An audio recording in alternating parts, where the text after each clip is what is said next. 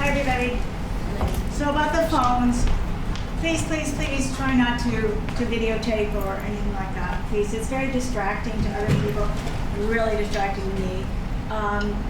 There will be like portions of the shows that you can get, we'll be posting online. So you're not going to be deprived, and we have an excellent camera up there. So having said that, I want to welcome everybody. Now you're like a brand new group, right? This is the Revolting group. Hello? Who knows somebody in Revolting cast? And who is a parent in the room, has a child in the room? Everybody stand up. And yay for them. Stand up. Do you know why we are clapping for them? Because they got their children to camp every morning by 9 or 10 o'clock at night and picked them up at 5 o'clock at night and said snacks and water and food and more and helped them with their lines, and they're like perfect. Woo! So they really, yeah, thank you to the parents who really made that happen. And thank you, audience, for being here, because without you, there's no show. We're standing around talking to each other. Hello, what are you doing? What are you doing? There's no show. Because the audience plays an integral part in the production. And I appreciate that. Now, those of you who don't know anything about Polaris, we've been around for 17 years. My husband, Glenn, who's up on video camera, he and I started this with some other people, and we've been going gangbusters for 17 years producing musicals for young people. And it's been a wonderful, wonderful journey for us. And our goal has always been to bring out the best in everyone, and I think you're going to see that on stage. But this particular production is very important to me because it was completely a communal enterprise. I wasn't sitting there saying, oh, you do that, you do that. The teens jumped in. Georgia Attardi was my assistant director. She's backstage. She's in the show. She's Mrs. Wormwood. She blocked the show. She did a fabulous job. One of the moms, Miss Honey's mom, and I worked on costumes together. And then I had a couple of people who just graduated from the Joffrey dance program who did the choreography for us. The big kids helped the little kids with this. They encouraged them. They befriended them. It wasn't like, oh, we're too cool for you. We're too cool for you kids. It was, hey, how you doing? How can I help you? It was almost like some of them adopted other ones and helped them with their work, and it's kind of been really special. And the other thing I like about us, we also do a cabaret program. And Whitney's daughter actually sings in our cabaret. She's 4. What? She loves it. And she does love it, and she's very outgoing and vivacious, and the last song she sang was, I'm Shy. It was hysterical. And she did it with great nuance. I know you have. Don't lie. You know, but she was great. So I like that we have this mixed stage. So, you know, come to our cabaret sometimes. We're at the Laurie Beachman. I have to say hello, a shout out to Glenn, who did like so much for the show. He did the projections, he did the programs, he did so much work. He's videotaping, and I'm deeply grateful to you, Glenn. You're so great. And I'm so happy to have Ridley Walker back with us. She's our lighting designer, and she brought us Noah Morley, our stage manager, who's great, and the backstage crew, Michael and Louie, and my daughter Georgia, and our dear friend Nicole, who's been with Polaris from the beginning, both of them. They're all backstage, and of course we have Whitney and the Jazzettes. Maddie comes from Michigan. We actually have a couple of cast members who come from Jamaica, the country, to be in the show, which I just giggle when I think about that. Only topped by once we had a girl commuting from Romania, the country. I said, are you sure? Yeah, whatever. Anyway, so, you know, it's you're going to love it. You're just going to love this show. And if you don't talk to me. The opening song of Act 2 is When I Grow Up. It's a tearjerker. If you don't cry, just go to therapy. So thank you all for being here.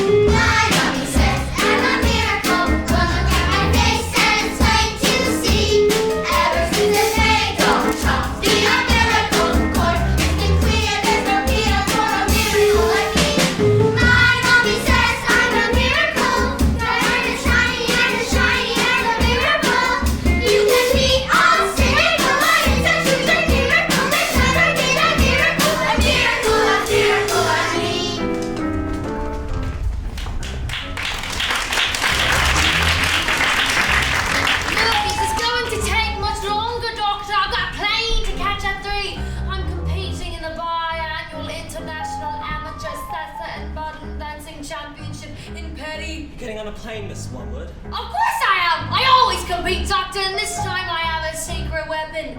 Old Alpha. He's part Italian, you know, very supple. And he has incredible upper body strength. I think we should have it.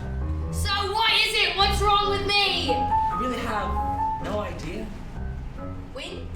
Mrs. Woman, I want you to think very carefully. What do you think might be the cause of all this? Am I? Look, am I fat? Mrs. Woman, you're pregnant!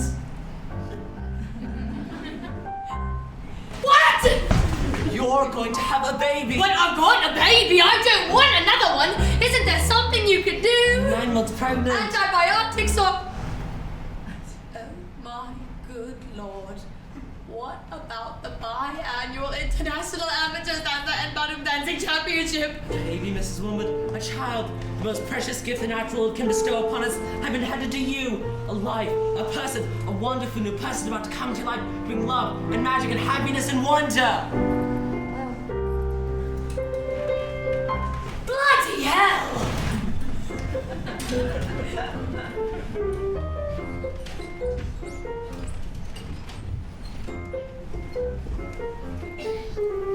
Where was he? Where was my son? Mr. Woman, are you smoking a cigarette? What? Oh, of course, Doctor. What am I thinking? This calls for a proper smoke. Oh my lord, he's an ugly little thing. It's one of the most beautiful children I've ever seen. Oh good God, Thingy! Yes, what? Thingy! His whatchamacallit? His doodle! What have you done with this This thingy? child doesn't have a thingy because... What? A boy's little thingy? Look what you done, you stupid woman. This boy got no thingy. Mr. Woman, this child's a girl. A beautiful, beautiful girl. Is there still time for the biannual Inter-Championship Amateur Sausage and Bottom Dancing Championship? Competition finished. You missed it. I don't suppose you continue for a boy, could we? This is the worst day of my life! My mommy says I'm a miracle. One look at my face and it's plain to see. Ever since the days of chalk, be a miracle. For it's been clear there's no clear for a miracle like me. My mommy says I'm a miracle. That I'm as shiny as a miracle. You can be all cynical, but it's the truth of miracle. There's never been a miracle as miraculous. My mommy says I'm a naughty little one. My daddy says I'm a fool. My mom says I'm a dumb little dog that is likely to be against the law. My daddy says I've learned how to suck my Bible. No one likes a smart mouth girl like me. Mom says I'm a good case for population control. Dad says I should watch more TV.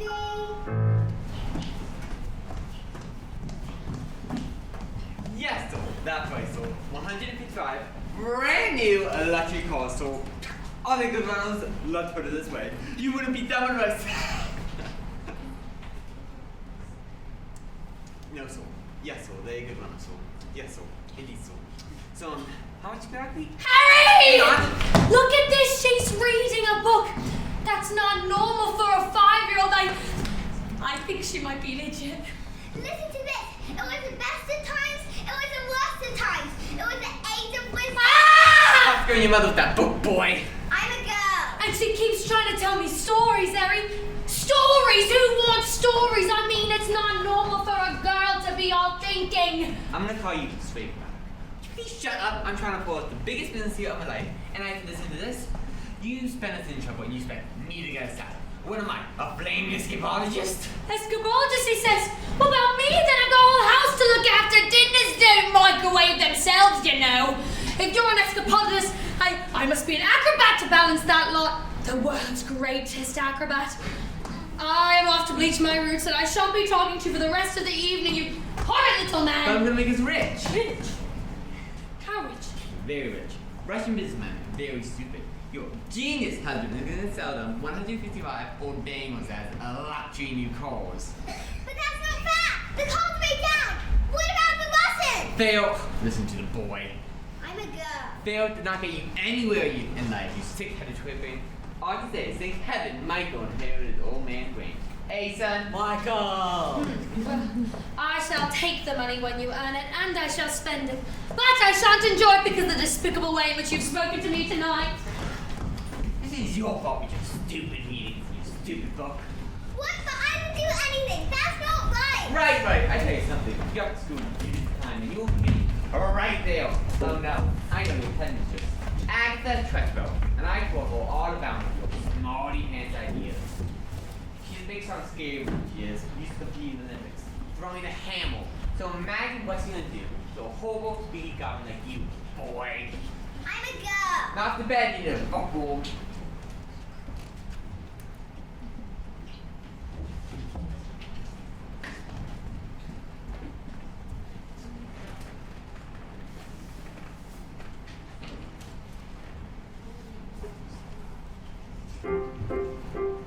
Jack and Jill went off the hill to fence and pay the water. So they say the subsequent fall was inevitable. They never stood a chance, they were written that way. Innocent victims of that story. The Romeo and Juliet was written in the stars before they even met. That's love and faith and a touch of stupidity would rob them of that hope of living happily. The endings would have been a little bit goofy. I wonder why we didn't just change that story. We're told we have to do what we're told, but Susan. Sometimes you have to be a little bit naughty. Just because on life's not fair, doesn't mean that you just have to win and bear it. If you always take all the tin and weathers, nothing will change. Even if you little you do unlock you, want to let it all seem like little stop you. If you sit around and let the get on top of you, might as well be saying you think that it's okay, and that's not right. And if it's not right, you have to put it right. That Mum's one had that extra small. He bound me to children. Oil fired category for men. Yup.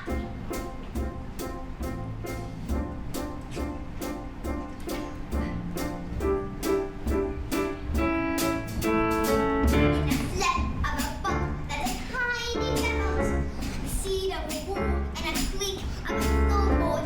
The storm can begin with a flap of a wing. The tiniest might pass the mightiest thing every day. Start with a tick of a clock, all escapes. Start with a click of a lock. If you're stuck in your story and want to get out, you don't have to cry, you don't have to shout. 'Cause if you're little, you do unlock you. Want to let a little thing like little stop you. If you sit around and let them get on top of you, won't take a thing. Just because you find that life's not fair, doesn't mean that you just have to win and bear it. If you always take it on the tin and rabbits, you might as well be saying you think that it's okay, and that's not right. And if it's not right, you have to put it right. But nobody else is gonna put it right for me. Nobody but me is gonna change my story. And sometimes you have to be a little bit naughty.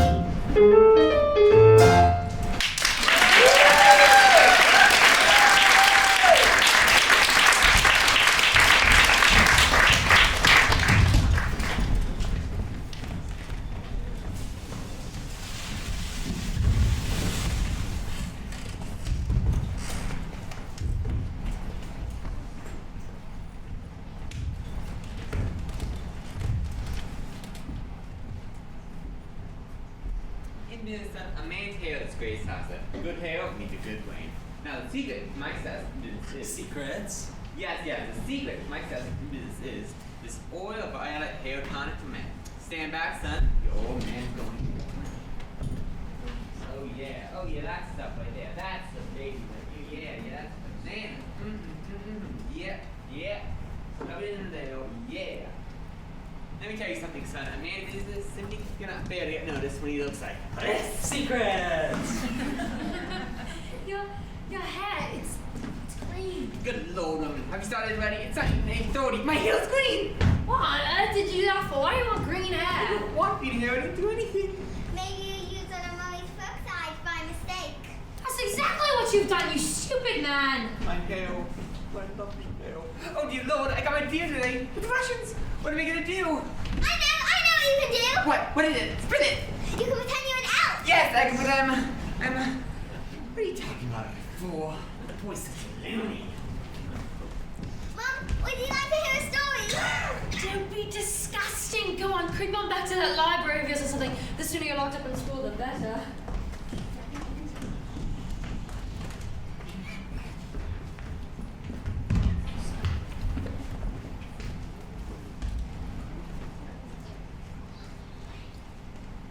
Matilda, what a pleasure to see you.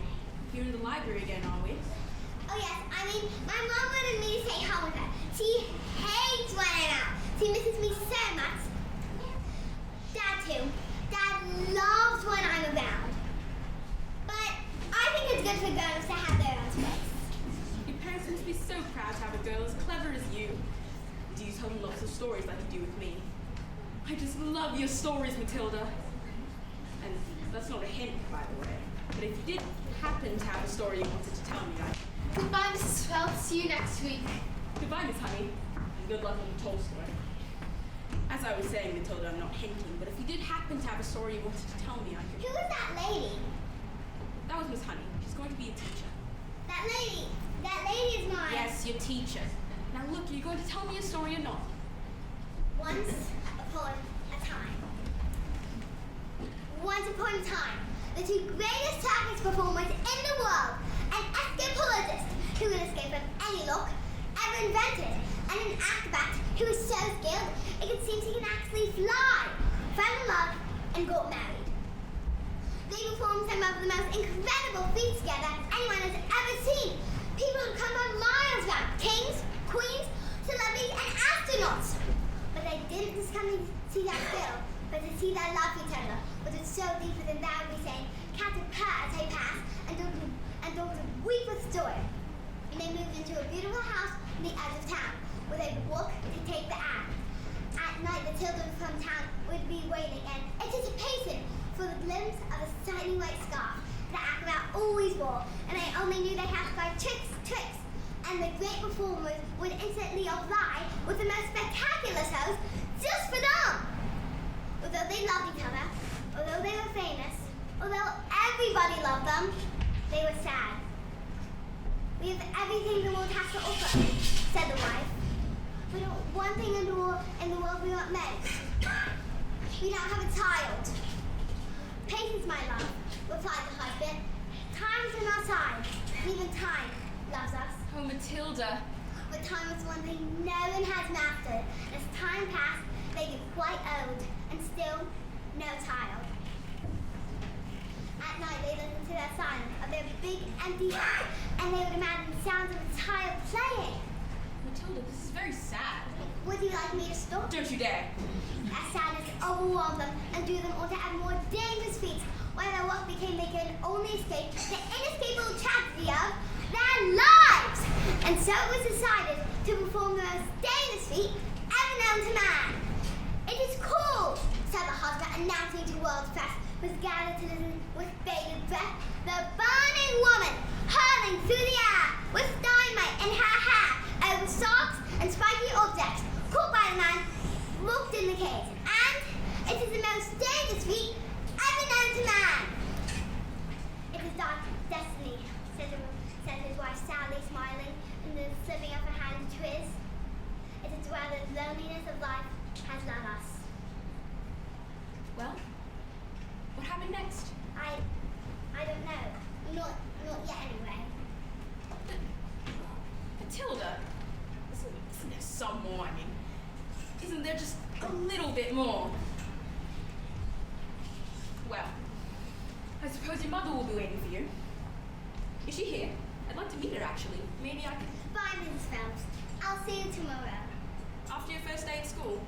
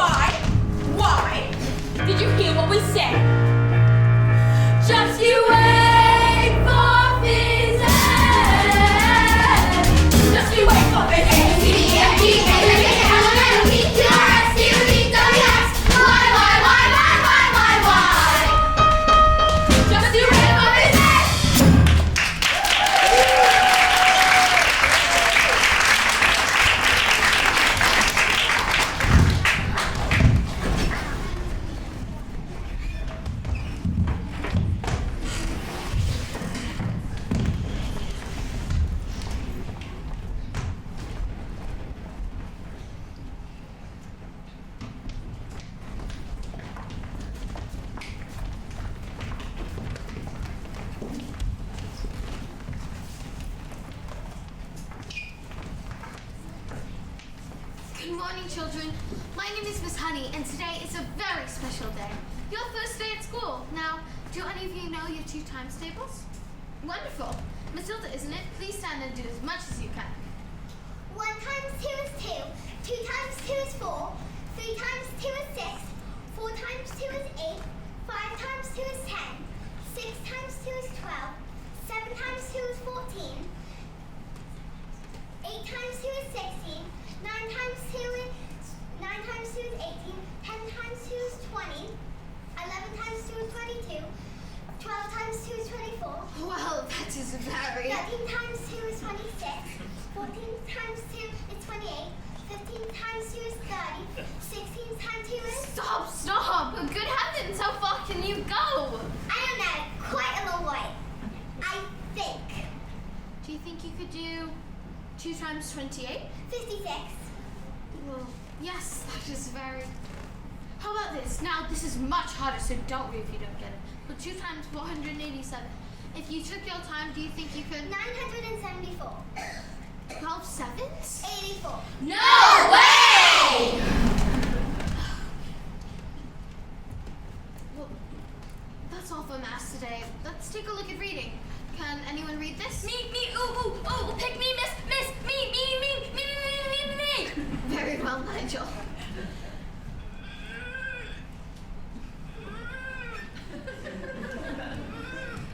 That's all for today.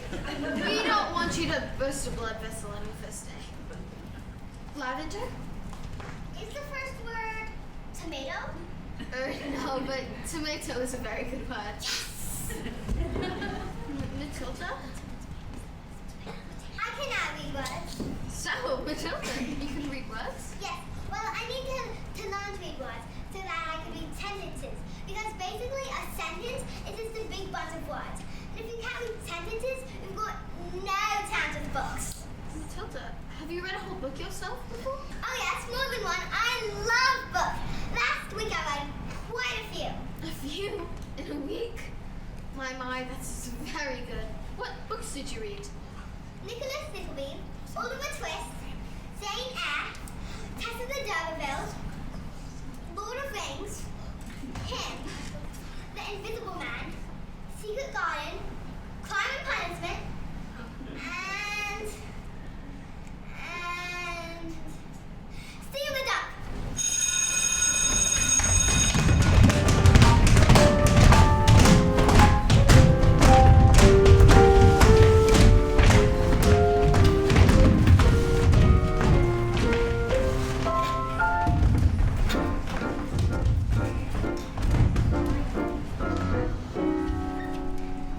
Knock on the door, Jenny. Just knock on the door. Don't be pathetic. Knock on the door, Jenny. There's nothing to fear. You're being pathetic. It's just a door. You've seen one before. Just knock on the door. Look at you trying to hide silly. Standing outside the principal's office. I'm a little girl. It's just pathetic.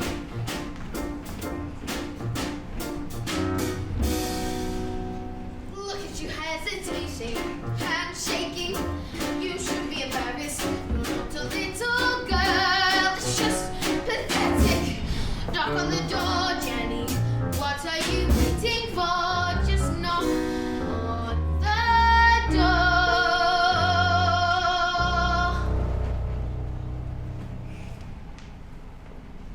Perhaps I will wait. She's probably having a meeting or something and won't want to be interrupted. If anything goes in this situation, sensible one should avoid confrontation when possible. I'll come back later then.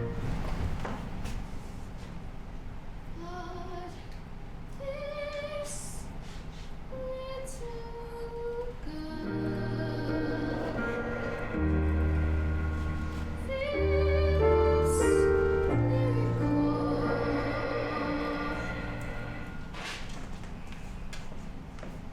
Knock on the door, Jenny. Just knock on the door. Don't be pathetic.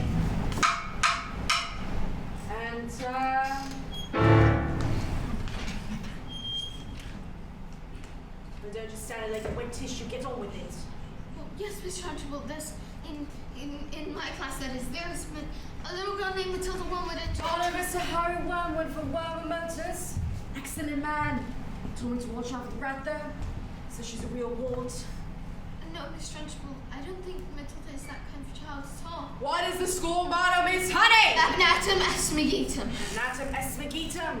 Children are maggots. In fact, I bet it was her who put that stink bomb underneath my desk this morning. I'll have her for that. Thank you for stressing it. Miss Trunchbull, Matilda Wormwood is a genius. Nonsense! Didn't I tell you that she's a gangster? She knows times tables. So she's learnt a few tricks. She can read. So can I.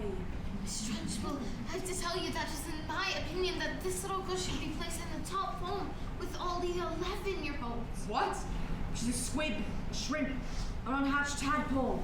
What kind of society would that be if we placed her with the 11-year-olds? What about rules, honey? Rules!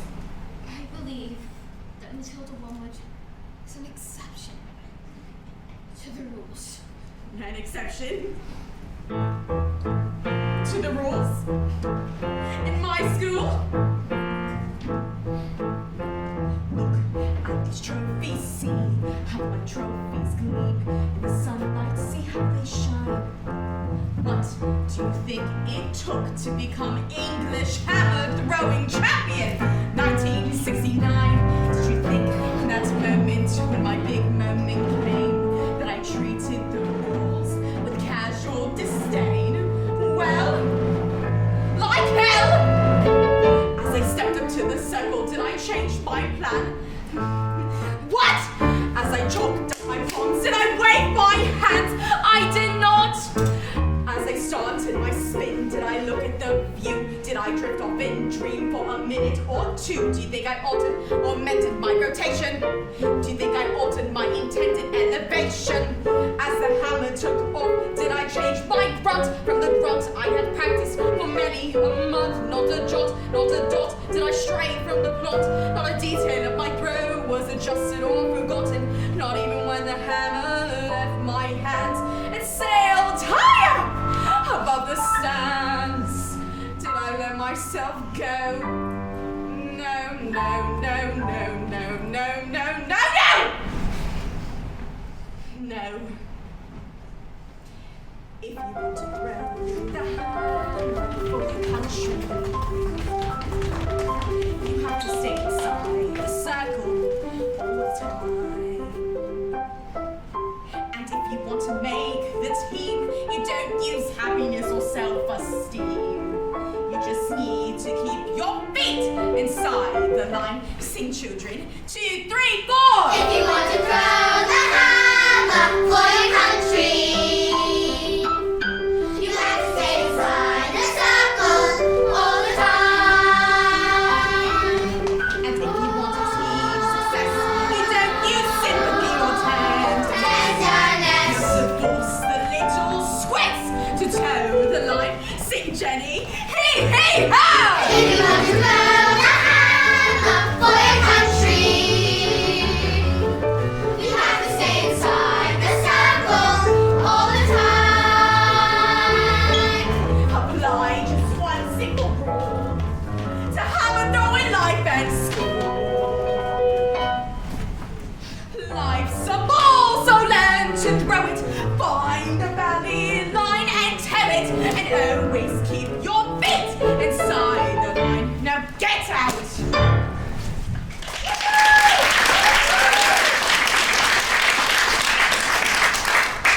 Well, Miss Trunchbull, I'm going to tell this little girl, whether you like it or not.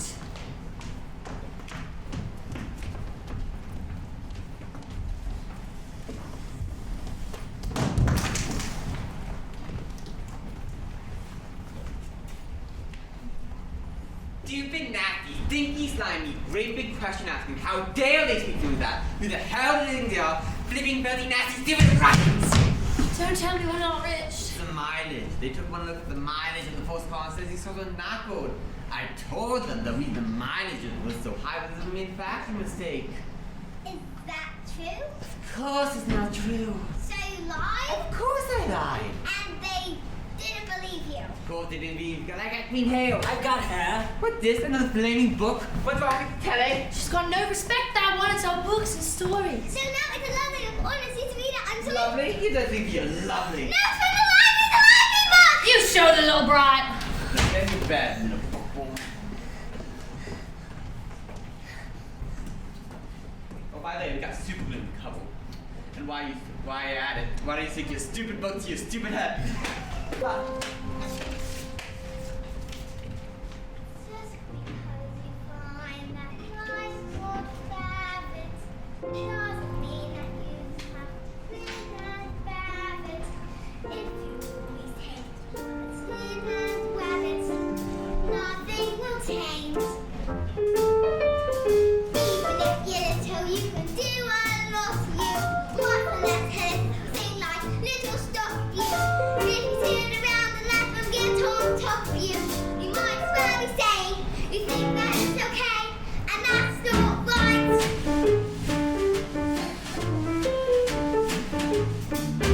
Got my eye on you, young man. I'm a girl.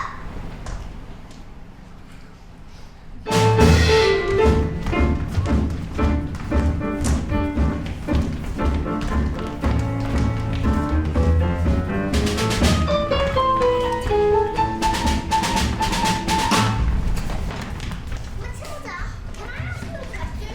Do all those things in your head give you a headache? I mean, it's got the herb all squished in there. No, it's fine. I think they just fit. Right. Well, look, I better hang around just in case. If they start to squeeze out of your ears, we're going to need help. I'm Lavender, and I think it's for the back to four backpacks. Harvey! Someone put a whole can of treacle on the trunchbull's chair. She sat down, and when she tried to get up, her naked stayed stuck to the seat. Someone told her I did it, but they never, and now she's after me. That's not fair. That's not fair at all. You're done, kid. You're finished. Once Agatha Trunchbull decides you're guilty, you are squished. Yesterday, she caught Julius Rotwinkle eating a licorice ulcer during science. She just picked him up, swung him around, and threw him out the window. Don't listen to them. That didn't happen. They're just trying to scare us. Oh, Matilda, they're saying she's going to put me in choking. What's taking? They say it's a cupboard in her office that she throws children into. They say she's lined it with nails and spikes and bits of broken glass. There's a place you are sent if you haven't been good, and it's made of spikes and wood, and it isn't wide enough to sit. And even if you could, there are nails on the bottom, so you wish you'd stood. When the hinges creak and the door is closed, you cannot see squat, not the end of your nose. And when you scream, you don't know if the sound came out or if the scream in your head even reached your mouth. All right, look. When did this happen? About 20 minutes ago. But why? Oh no, she's coming! You better hide! Quick! Blaze it! Oh, Matilda, please don't tell her where I am. She'll... Now! You spleen! Where is the maggot known as Nigel? He's over there under those coats.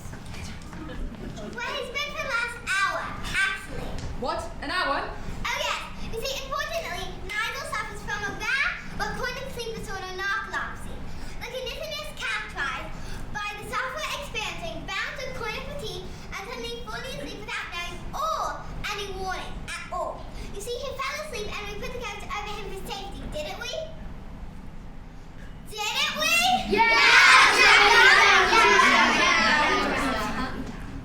Snarkolepsy. He'll probably think he's in bed when he wakes up. Is it time for school yet, Mom? Hello? Where am I? Well, this isn't my bedroom at all. Oh, hello, Miss Trunchbull. A man to thread! What have I told you about wearing pigtails? I hate pigtails! Then your mother is a twit!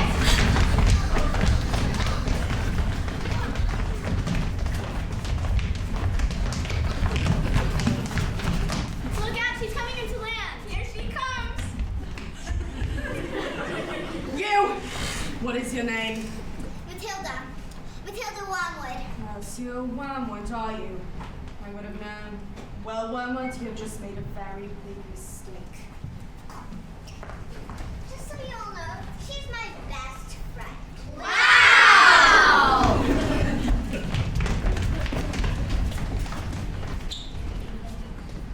Brand new stock, so yes, so completely different cause. Green Hill, National Green Hill Day where we celebrate all the wonderful things green like lettuce and sun. Tomorrow one, absolutely. Goodbye, so juicy duty dog? Now that is how you do. It looks like about to rain. I'm gonna keep this on.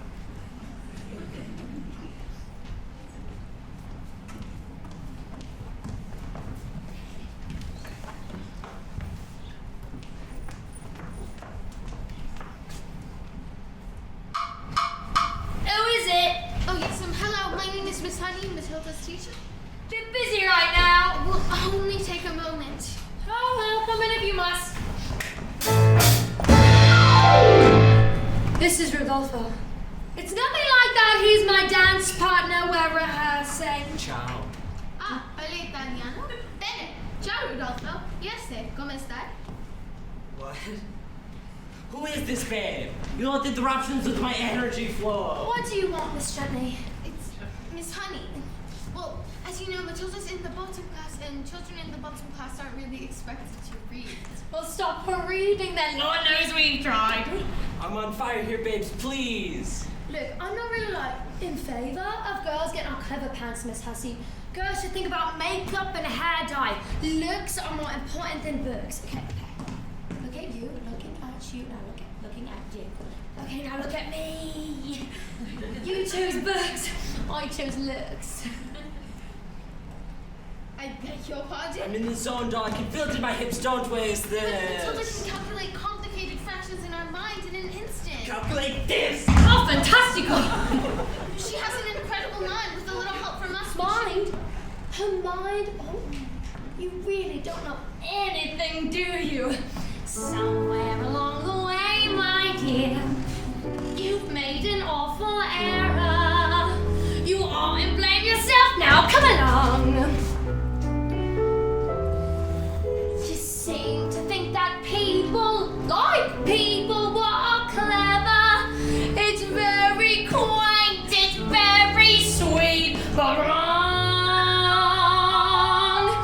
People don't like smiley pants one go around claiming that they know stuff we don't know. Here's a tip. What you know matters less than the volume with which what you don't know's expressed. Content has never been less important. So you have got to be loud. You gotta learn to stand up and speak out loud. Hey! A little less fat, a lot more heel. A little less fat,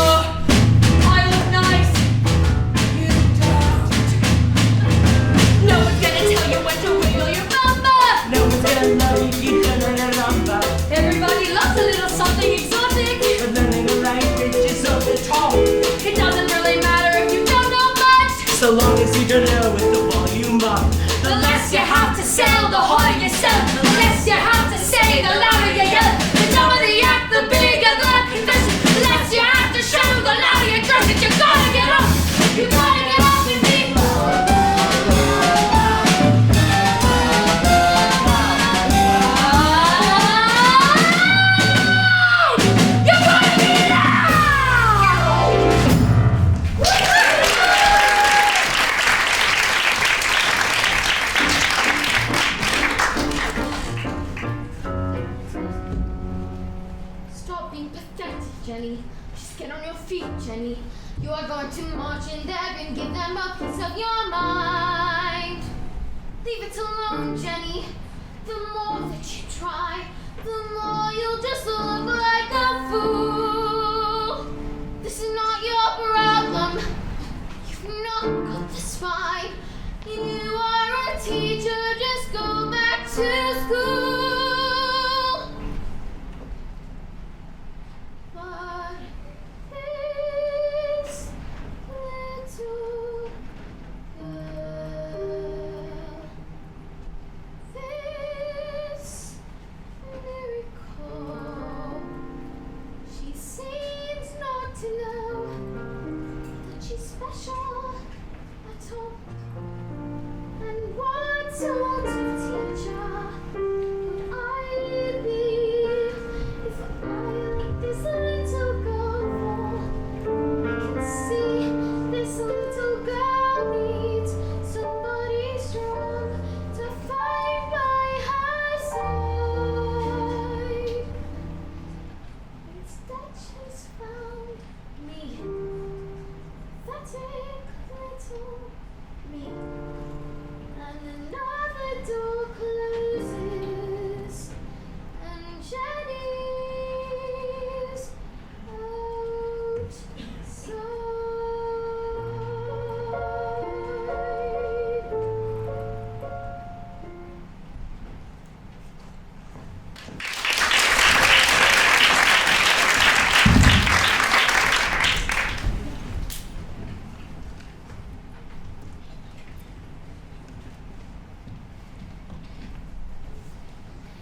And so the great day arrived. It was like the entire world had gathered to see the burning woman hurling through the air with dynamite in her hand. Over sharks and spiky objects, caught by a man locked in the cage. Everything was arranged by the acrobat sister, a frightening woman who used to be an Olympics class camera girl and who loved nothing better than to scare the children of the town. People whispered that in her dark and brooding heart, she resented her sister both her success and her love. Suddenly, out came the escapolist dressed in his usual sparkly outfit, but there was no sign of the acrobat, and no glimpse of the shiny white scarf, and instead of the musical fanfare, there was silence.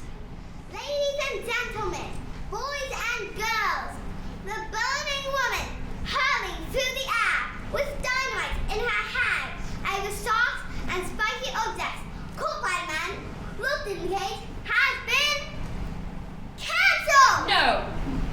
Yes. The audience gasped so loud that our passing airplane called it an instrumental and reported it as an astronomical phenomenal.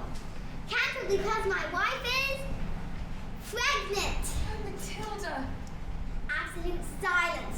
You could have heard a fly burp. And suddenly the audience jumped to his feet and roared with appreciation. The great feat was instantly forgotten. And the applause went for nearly an hour! The story has a happy ending. Forgotten by everyone except the acrobat sister. And when all had quieted down, she stepped up to pronounce a contract. A contract?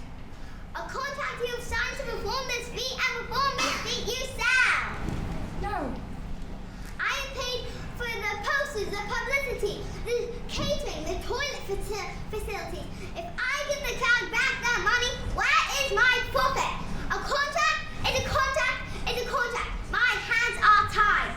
The burning woman hurling through the air with dynamite in her hand over sharks and spiky objects, caught by the man, locked in the cage, will be performed and performed this day, or you shall both go to prison!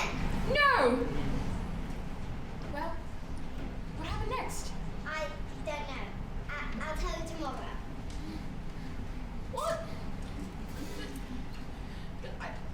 I don't know if my nerves will quite make it until tomorrow. Mrs. Phelps, are you crying? Maybe I shouldn't tell you the story. Oh no, Matilda, we must find out how it ends. And I'm not crying because it's sad, it's just... They want that child so very much. It must be so wonderful to have a child be so wanted.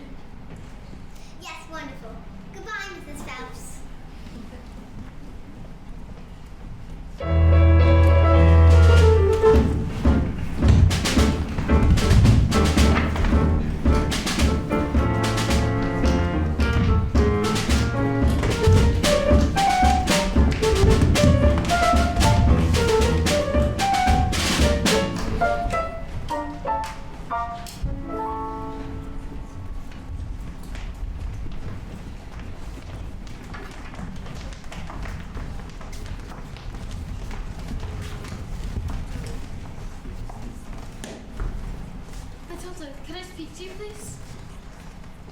I'm afraid I've not been able to get others to recognize your abilities. So, starting tomorrow, I shall bring in a bunch of clever books that will challenge your mind. You may sit and read them while I teach the others. And if you have any questions, well, I shall do my best to answer them. How does that sound? Why, Matilda? That's the biggest hug in the world. You're going to hug all the air out of me. Matilda Wildwood! Matilda Wildwood, where is... Yes, Miss Trunchbull? Aha! She admitted to you. Admit what, Miss Trunchbull? This clause, this foul carbuncle is none other than a disgusting criminal, a denizen of the underworld, a member of the mafia. You sneak like a servant into my kitchen and stole a slice of my private chocolate cake from my tea tray. No, you're not! Miss Trunchbull, Matilda's been here all morning. Standing up little spitball, are you? Well, this crime took place in the morning, therefore she is guilty!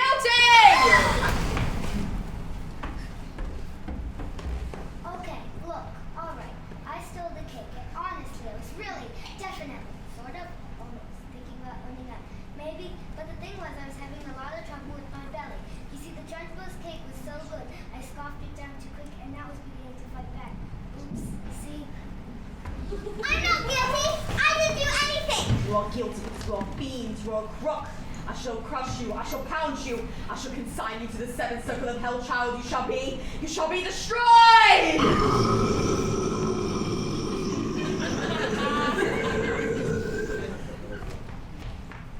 It was the biggest verb I'd ever done. It was the biggest verb I'd ever heard. It was the biggest verb I'd ever heard about. It was like the entire world went silent. For the verb to exist is a huge cloud of chocolatey gas up from my mouth and drifted to the grass. Past Lavender, past Alice, past Matilda. And my great big chocolatey verb, which now seemed to have a mind of its own, wafted it full into the face of the Trunchbull.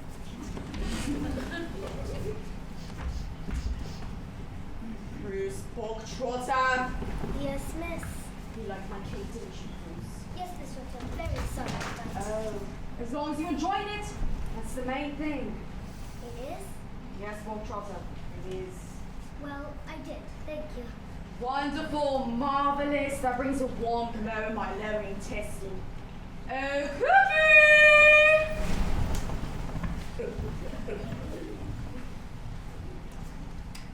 What's the matter, Bob Trotter?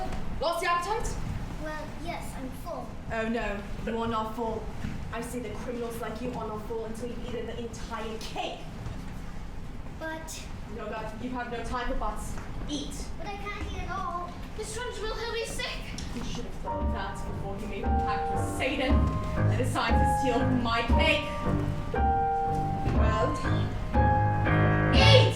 He can't! Eat! Surely can't! Eat! Might explode! Eat! A single slice, or even two, Bruce, might be nice, but even you, Bruce, have to admit, between it, there's not a lot of difference in size. He can't, surely can't be wrong there, Bruce. He might explode.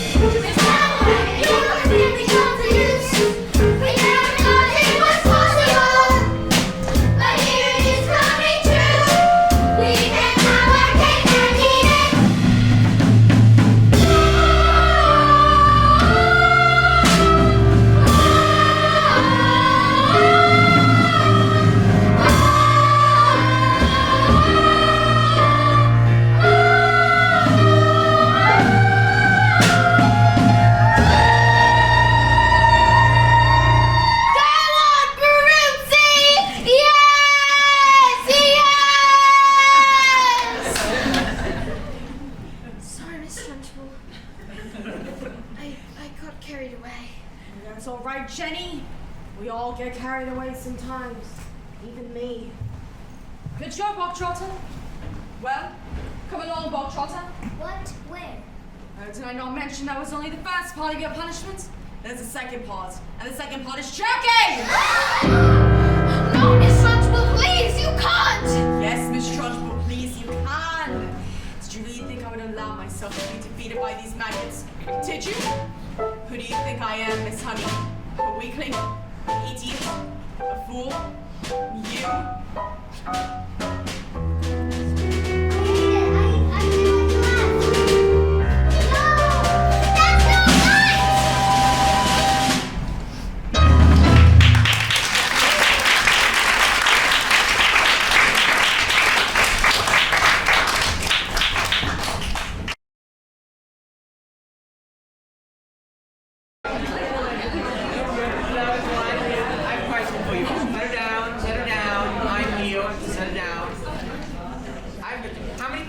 Ever read a book?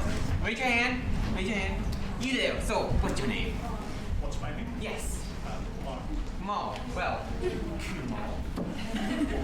Don't take this the wrong way, but bookworm, stupid little bookworm. You eat books like a worm. Worms are stupid to your swarm. Now, Kamal would learn from this experience. Probably won't stop him from reading books, but it will stop him from raising his hand and his heels. Ladies and gentlemen, the pinnacle achievement of a species, the very reason why we evolved from unicorns to begin with. Life is you, some will, on a show. A picture tells sound. So Telly, if you bother to take a look, is going to like lots of books. All I know, I don't tell you this big beautiful box of facts. If you know a thing already, you can like that. And this joy and this laugh, both you can copy, yeah, go out. All you need to make you wise, 20 minutes, but at a time, I would turning the pages, 1, 2, 3. That happen to be on the box. He's watching the singing and talking and doing stuff. All I know, I know Telly. The bigger the Telly, the smarter the man. And you can tell from my big Telly just what clever a fella I am. Take it away, son.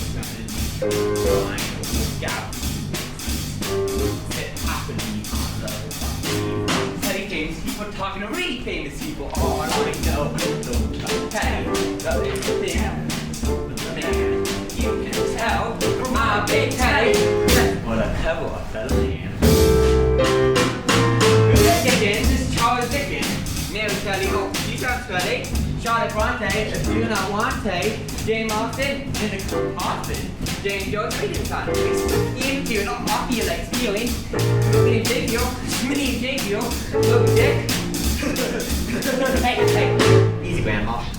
All together now. All I know, I live from day.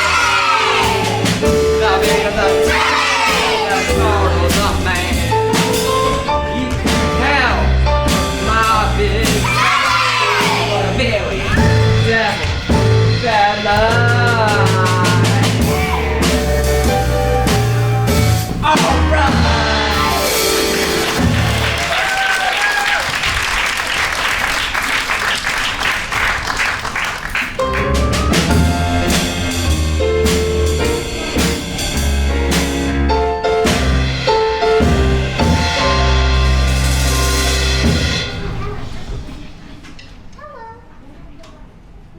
Lavender. I'm Matilda's best friend. There's a book coming out that's all about me. Well, not exactly about me, but I play a big part in it. And I'm not going to tell you what happens because I don't want to ruin it for you. All right. Look, what I do is I volunteer to get the trunk full of jug of water, and no! I'm not going to tell you anymore because I don't want to ruin it for you. So on the way back, I find a new. A new is like a really ugly lizard that lives in water, and I pick it up, and no! I'm not going to tell you anymore because I don't want to ruin it. I'm going to put the new in the trunk full of jug. It's going to be brilliant!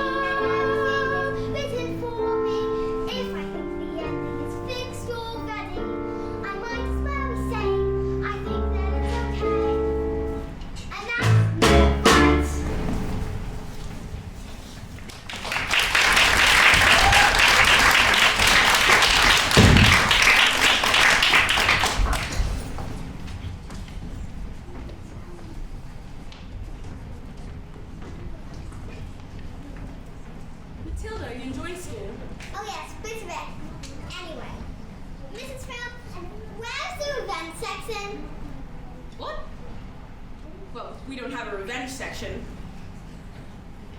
Is there a child at school who's behaving like a bully? Not a child. Exactly. Matilda, are you sure something's not... Would you like to hear the next part of my story? Story? Did you say... Matilda, what are we waiting for? Slowly. Very slowly. The acrobat wound her dynamite scarf around her husband's neck. For luck, my love. She said, kissing him with the greatest of kisses. Smile, we've done this 1,000 times. And so they prepared themselves for the most dangerous feat that has ever been performed. The great Escapulus had to escape from the cage, lean out, to cast his wife with one hand, and grab the fire extinguisher with the other. And before they reached the dynamite and blew his wife's head off. Ah! Sorry. Go on. The two started out well. The moment the specially designed dress was lit, the acrobat swung into the air. The crowd held their breath as he held above the sharp and spiky object. 1 second, 2 seconds. They also flames clipped up the dress. 3 seconds, 4 seconds. She began to reach out towards the cave. 5 seconds, 6 seconds. The huge chains, the padlocks pinched open and huge chains fell away. 7 seconds, 8 seconds. The Escapulus got out one huge muscle and catch the wife and the child. 9 seconds, 10 seconds. Oh, I can't look. 11 seconds. And suddenly, the flames are covered in foam before they can both be blown to pieces. Oh, hooray! So the story does have a happy ending after all. No. No. No, maybe it was the thought of that child. Maybe it was the nerves. But the Escapulus used too much foam. The hands became slippy.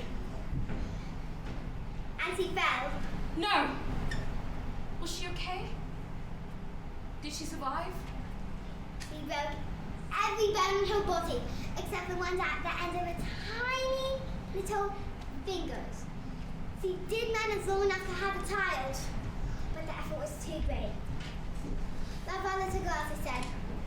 Love her with all your heart. She's what we've ever wanted. And then she died. And then things got worse. Worse? Oh no, not worse, Matilda. They can't have possibly gotten worse. I'm afraid they did, because the Escapulus was so kind and not for 1 second she blamed the acrobatus on for what happened. He even asked her to move in with her. She was nothing but cruel to the little girl, making her wash, iron, clean, and cook, and feeding her if she did a single thing wrong. But all in secret, so the Escapulus never suspected a thing. And so the Escapulus just grew up to the meanest and cruelest on you could possibly imagine! Let's call the police! Mrs. Phelps, it's just a story.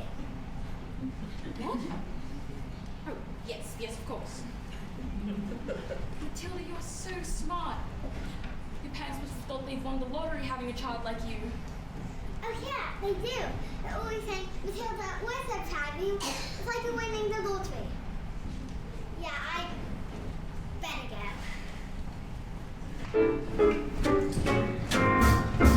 I'm so clever. I'm so clever. I'm so very, very clever. I'm so very, very clever. What a clever fella I am. Come here. Stop! There's only one man I do that with. Gather around, family. I want to share my triumph with you all. Not you, boy. I'm a girl! 155 old bangs on my hand. All polished up, but the mileage on the top end is true. That each one was not good. So how can I possibly make the mileage go back? I couldn't really drive the car backwards, could I? Backwards. When I suddenly had the most genius idea in the world, I went to my rope dock, grabbed the drill, and attached it to the speedometer, and whacked it in the horse. Backwards. Yes, boy, backwards! A drill was backwards 1,000 times a second. And once in a few minutes, the old roughneck was practically nothing. I didn't do everything to call. Backwards! Stop talking now, darling. 10 minutes later, the Russians show up. Great big nasty 8-face, expensive suits, dark glasses. I didn't know who the hell they thought they were. Russians on nocturne. I saw a program last night. It was about badders. The program was about badders. Same thing. And did it work? Oh, fantastic! Well, now I can afford Rodolfo all day long. But you cheated them! They trusted you and you cheated them! What is the matter with you? What have we done to deserve a child like you? You know what I'm gonna do tomorrow? I'm gonna head down to that library and have that old bag and never let you in again. What? No, please don't! And if he does, I will file you. And I will never read a single book for as long as you live. I'll put an end to your stories, young man. Now go in there and stay in there, you little creep.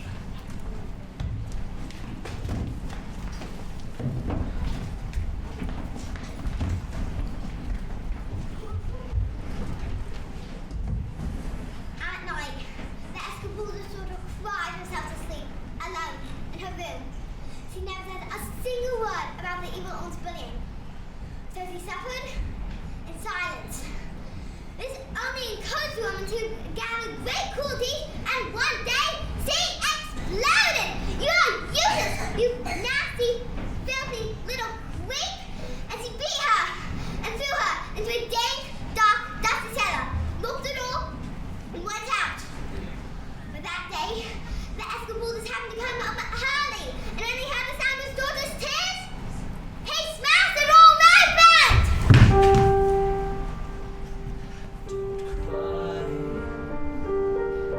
I am here, little girl. Please don't cry. Dry your eyes, wipe away your tears. Little girl, forgive me. I didn't mean to desert you. Don't cry, little girl. Nothing can hurt you. You've nothing to fear.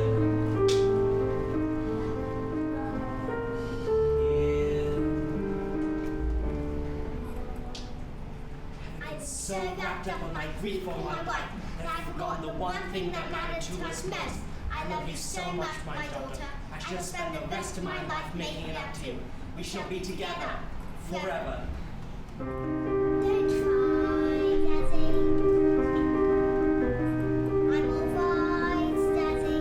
Please don't cry. Here, let me wipe away your tears. Forgive me.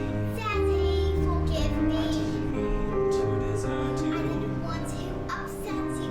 Please, Daddy, don't cry. I'll be alright. Nothing can hurt you. You've nothing to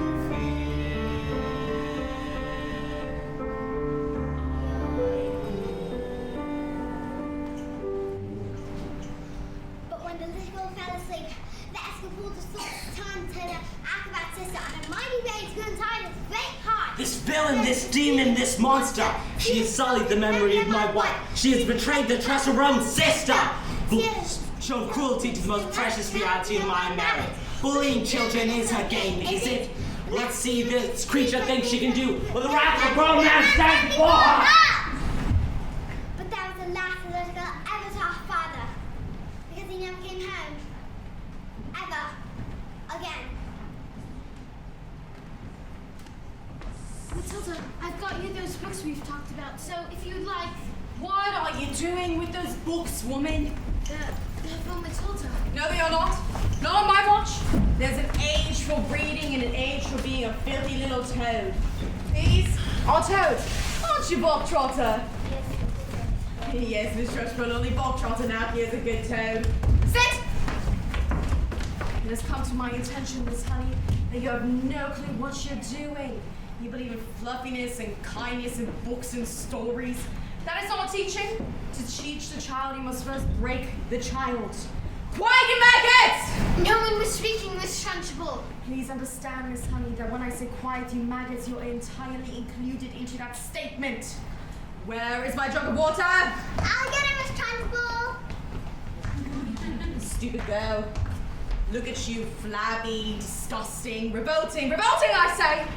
I think it is time to toughen you all up with a little phys ed.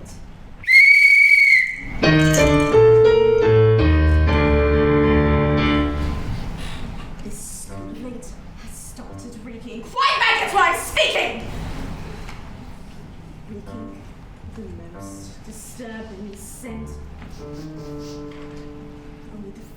whose nostrils smell it, but I know it oh too well. It is the odor of rebellion. It's the bouquet of dissent. And you may bet your riches this hen mistress finds this foul odoriferousness wholly olfactorily insulting. And so to stop the stenches spread, I find a session of phys ed sorts the new rank from the revolting. The smell of rebellion comes out of your sweat, and phys ed will get you sweating, and it won't be long before some harm of aiding and abetting. A bit of phys ed will tell us who has a head full of rebellious thoughts. Held, just like a rotten head, close to the top of a bucket of water. The smell of rebellion, the smell of rebellion, the roar of insubordination. I can take it anymore. 1, 2, 3, The 4 of mutiny in action. The weed becomes too big and greedy. You really need to nip it in the bud. Position 2. Before the worms off the turn, you must scrape off the dust and rip it from the mud. 1, 2, 3, 4. 1, 2, 3, 4. Grieve, you best in protest. The pond. 1, 2, 3, 4. 1, 2, 3. The wall of anarchy in progress. Once we've exercised these demons, they shall be too pooped for scheming. Some double time discipline should stop the rot from setting in. Alright, let's step it up double time. 1, 2, 3, 4. Discipline for children. Discipline for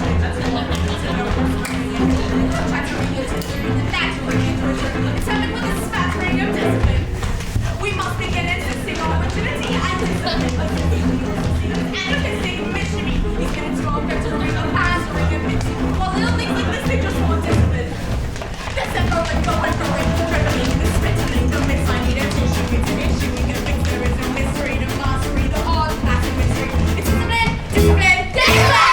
Of rebellion, essential revolt, recovery, domesticating, the whip of resistance, the punk of dissent, the punk of moral gargoting. Now imagine a world with no children. Close your eyes and just dream. Imagine, go on, try it. The peace and the quiet, a burbling stream. Now imagine a woods with a cottage, and inside that cottage we find a dwarf called Zeke, a carnival freak, the bold paper hats with his mind. And he says, don't let them steal your horses. Don't let them throw them away. No, no, no! To find your way through. They'll be waiting for you, singing, no! No! She's mad! And there, just like I said, the stinking maggot rears his head. Even the squittiest, piteous mess can harbor seeds of stickiness. Have you ever seen anything more repellent? Have you ever smelled anything worse than the smell of rebellion? Essential revolt, of insubordination, the whip of resistance, the pong of dissent. And I will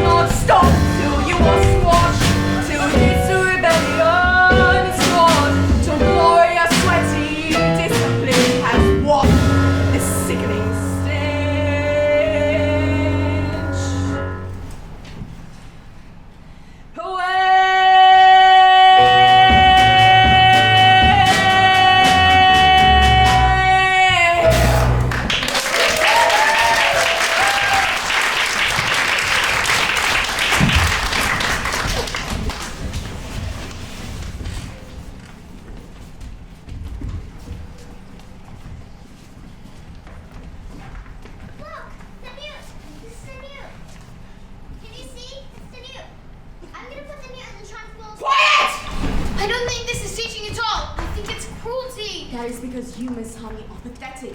You are weak. You are wet. You're in fact a snivelly little nurse. What is it? Oh, it's a disgusting snake. Watch out, Miss Trunchbull. It's going to bite. It might be poisonous. Quiet, children, please. You!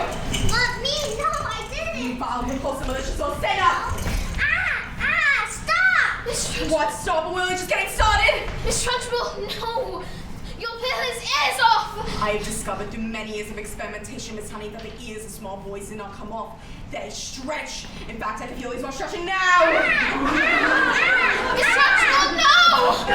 Leave him alone! You big, fat bully! How dare you? You are not fit to be in this school. You ought to be placed in the deepest, dankest, darkest prison. I shall be wheeled out, strapped to a trolley with a muzzle over your mouth. I shall crush you. I shall pound you. I shall dissect you, madam. I shall strap you to a table and perform experiments on you. All these disgusting little slugs shall suffer the most appalling indignities because of you. Yes! You!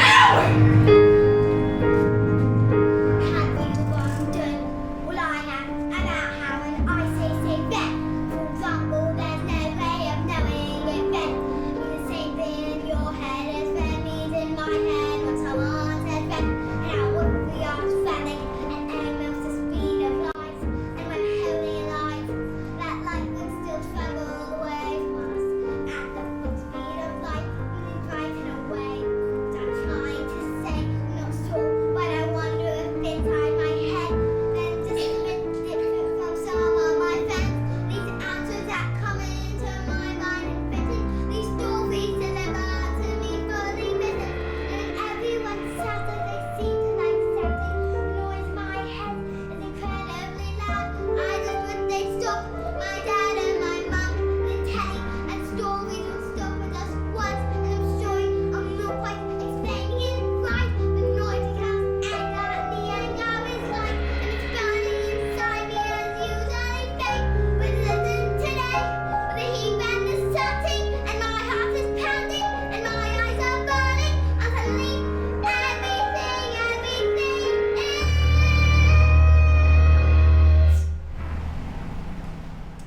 quiet. Like silence, it was really silence.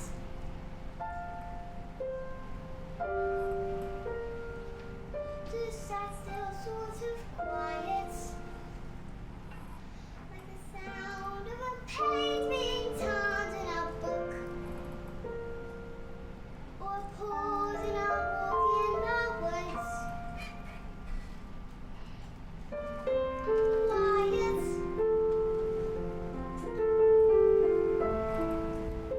Like silence, it was really silence.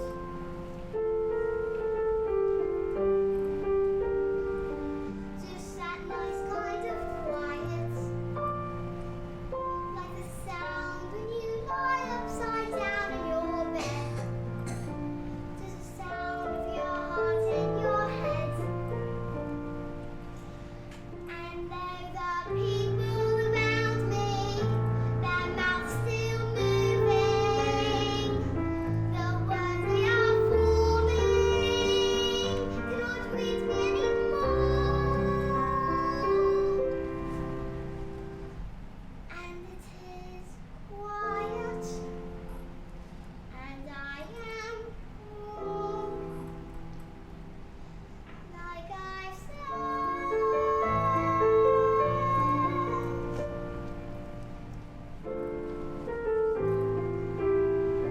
Into the eye of the storm.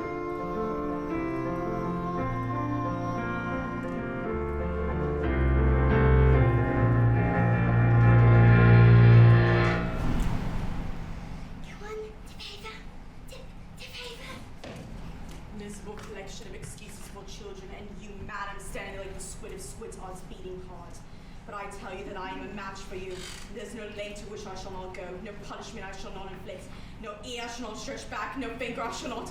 What is it? What is it? Get it off me! I've got a noose on my knickers! I've got a noose on my knickers! I've got a noose on my knickers! Well, that was interesting.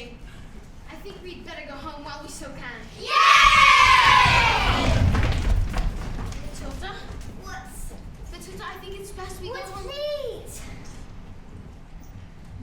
I'm gonna do it with my eyes. Am I strange? How do you fancy a nice cup of tea? Just honey, what do you think was the thing with my eyes? I'm not sure, Matilda, but I don't believe we should be frightened of it. I think it's just something to do with that incredible mind of yours. So my head's too small for all my veins that I have to squish out through my eyes? Well, not exactly, but yes, something like that. You're a very clever girl, Matilda. I met your mother. She's interesting.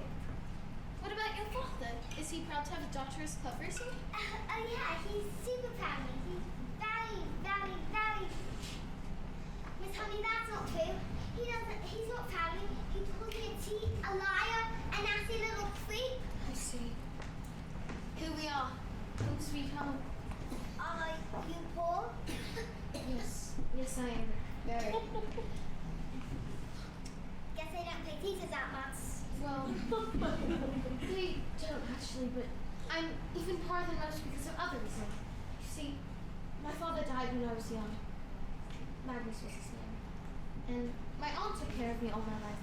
I was walking in this beautiful farm one day, and I saw this beautiful old shed, and I fell completely in love with it. I ran to the farmer and begged him to let me stay. He thought I was mad, but he agreed, and I've lived here ever since. But Miss Honey, you can't live in a shed. I'm not strong like you, Matilda. When my father died, my aunt became my legal guardian. She was mean and cruel like you could hardly imagine. And when I finally got my job as a teacher, she presented me with a bill for looking after me all those years. She had written everything down. Every tea bag, every electricity bill, every tin of beans. And she even made me sign a contract that said I had to pay her back every penny. And she even produced a document that said my father had given her his house. Did he really though? I mean, Magnus, did he really just give her his house? I'm not sure. I think it's hard to believe that he would just have, like, killed himself. Which is what she said happened. You think she did him in? I Don't you, Miss Honey? I cannot say, Matilda. All I know is that years of being trapped by the nymph made me, well, pathetic. I was trapped. And that's why I live here.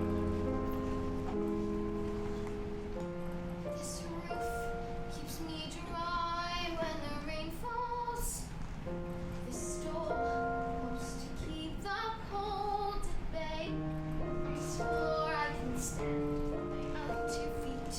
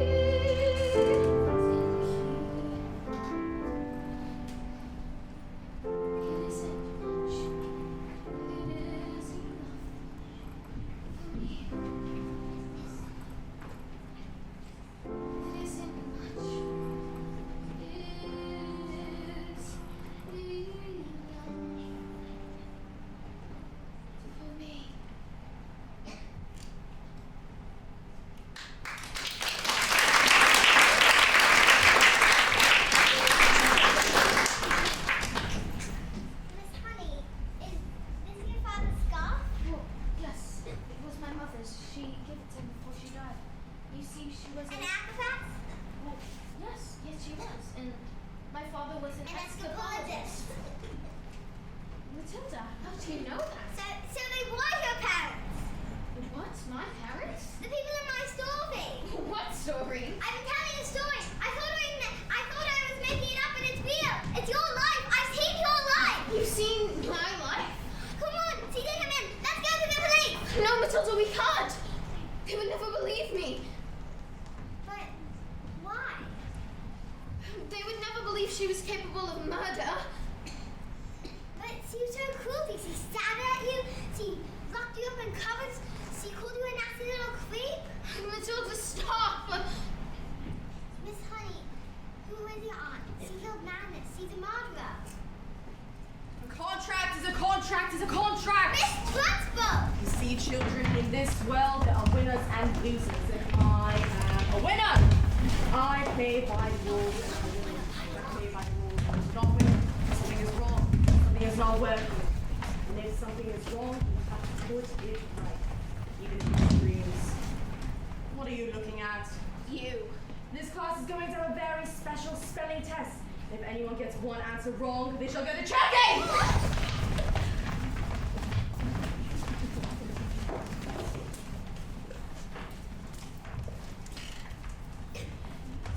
You! Spell, now, let me see. Spell newt. Newt. N-E-W-T. Newt. What? Miss Honey's taught us. She's very good at teaching. Nonsense! Miss Honey is too soft and peachy to be good at anything. Any moron can see that. You! Stand up and spell the one thing that you all are. Revolting. Revolting. R-E-V-O-L-T-I-N-G. Revolting. You're cheating! Of course she's not cheating, she's simply spelling the words. These little specks of dust cannot be this clever. They are worms! I've taught them, that's all, with patience and kindness and respect. How dare you bring those words into my classroom? You know nothing of teaching, and I shall prove it. You, Fieldbog Snotnose, spell amateur calimosis. What? But that's not even a word, you just made it up. Spell or go to choking! And I should warn you, it has silent letters.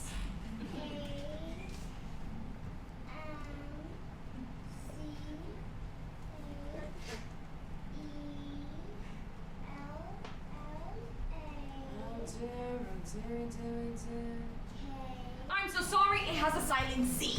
Well, you're going to choking! Cat. C-A-F. Cat. I got it wrong, miss. You have to put me in chokey too. What? Dog. D-Y-P. And me. Tiger. Q-X-X. And me. What are you doing? Stop this instant. You can't put us all in chokey. Banana. G-T-A-A-B-L. Stop this. Do you hear?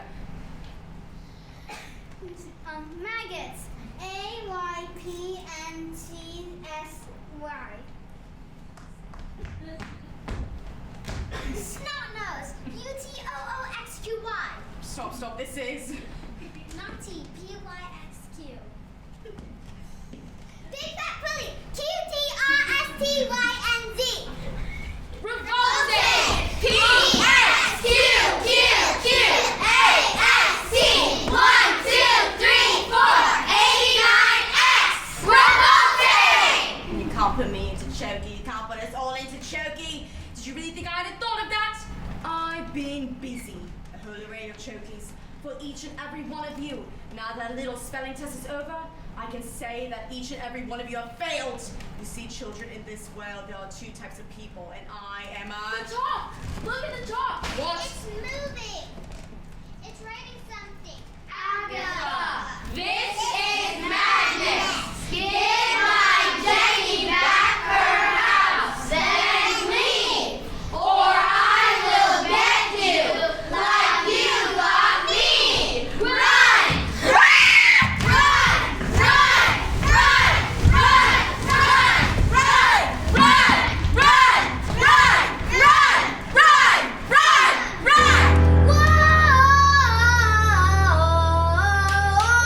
Whoa!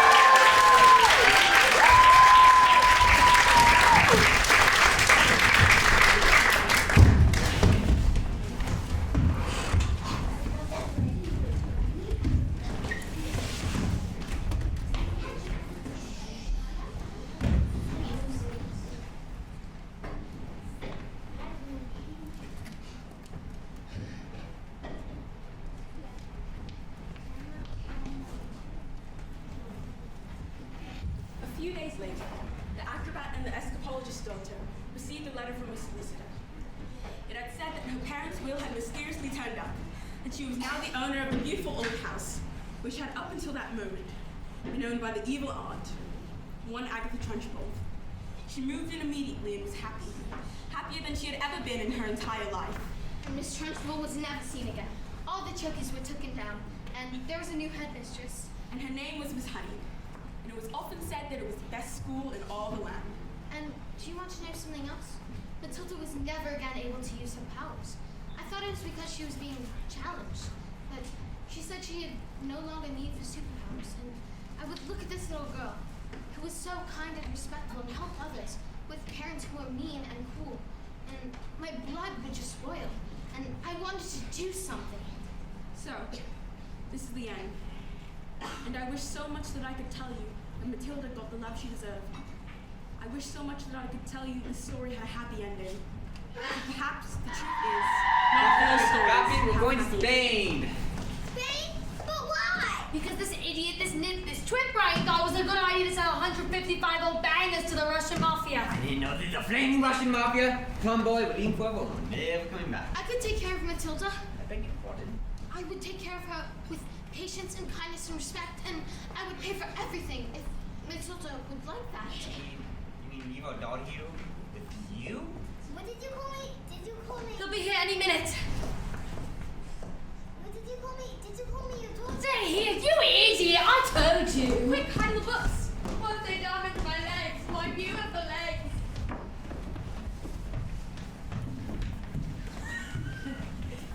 Wonder Woman's daughter. Yes. Where is your father? I don't know. The woman is stupid. And being stupid, he assumed I was stupid. It's a very rude and stupid thing to do. Yes, I'm afraid my father's quite rude and very, very stupid. You know this? At least there's one clever one in the family. What is your name, little girl? Matilda. Matilda. I like you. You seem smart. Unfortunately, in my line of work, I don't often get to meet smart people like you. Most of the people I meet, their thinking is all backwards. What?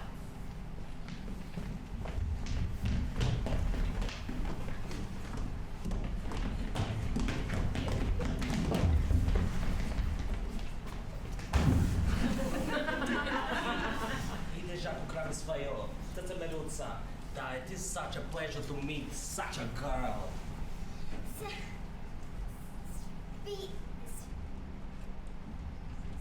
Spiba. You speak Russian? It is a beautiful language, so not as well as I would like it. It's a beautiful language. Who taught you how to speak Russian? I taught myself, I suppose. I was reading Dostoevsky, and I was thinking I could read it in the language it was written in. I am Sergei. It is truly an honor to meet you, Matilda Wormwood. Your father has been very rude to both of us, yes? I can easily have one of my friends teach him some manners. Once he leaves the hospital, he'll still be rude. But not so stupid. Maybe. I give this as a gift to you. What do you say? Mr. Sergei, this is a very tempting offer, but he is my father and I'm his daughter. So, I think I've had enough revenge. This little girl, this miracle, Matilda.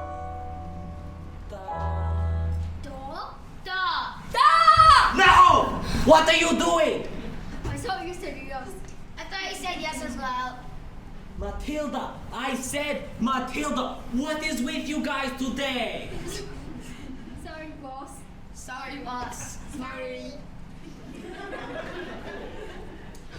Your father is very stupid. But he is also very, very, very lucky to have you as his daughter. But if I have to be doing business here again and I see him, he will not be so lucky.